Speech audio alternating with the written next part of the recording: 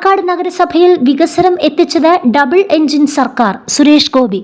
സംസ്ഥാനത്തിപ്പോൾ നടക്കുന്നത് ഉരുക്കിയതും ചുരണ്ടിയതും തേടിയുള്ള അന്വേഷണമാണെന്ന് കേന്ദ്രമന്ത്രി സുരേഷ് ഗോപി.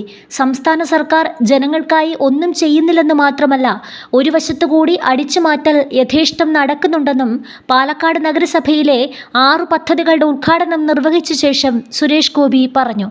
കേരളത്തിൽ ഡബിൾ എഞ്ചിൻ സർക്കാർ വരണം.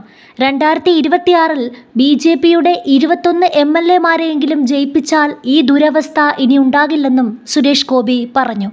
ഉദ്ഘാടന ചടങ്ങ് ബഹിഷ്കരിച്ച പ്രതിപക്ഷ കൗൺസിലർമാരുടെ നടപടിയെയും മന്ത്രി വിമർശിച്ചു.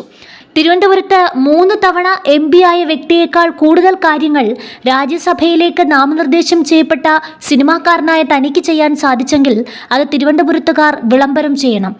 തൃശൂർ ശക്തൻ മാർക്കറ്റും റൗണ്ടും നവീകരിക്കാൻ നടത്തിയ ശ്രമങ്ങളെയെല്ലാം സർക്കാർ തടസ്സപ്പെടുത്തുകയാണെന്നും അദ്ദേഹം ആരോപിച്ചു. പാലക്കാട്ടുകാർക്ക് അബദ്ധം പറ്റില്ലെന്നും തെരഞ്ഞെടുപ്പ് കാലത്ത് കിറ്റും ചില ടൂളുകളുമായി എത്തുന്നവരെ സൂക്ഷിക്കണമെന്നും കേന്ദ്രമന്ത്രി പറഞ്ഞു. നഗരസഭയിൽ മികച്ച പ്രവർത്തനം കാഴ്ചവെച്ച 4 കുടുംബശ്രീ യൂണിറ്റുകൾക്ക് മകളുടെ പേരിലുള്ള ട്രസ്റ്റിൽ നിന്ന് 25,000 രൂപ വീതം നൽകുമെന്നും സുരേഷ് ഗോപി പറഞ്ഞു. മലമ്പുഴ ഉദ്യാനത്തെ ദുരവസ്ഥയിൽ നിന്ന് കരകയറ്റാൻ 75.87 കോടി രൂപ നവീകരണത്തിനായി കേന്ദ്ര സർക്കാർ അനുവദിച്ചതായും മന്ത്രി പറഞ്ഞു.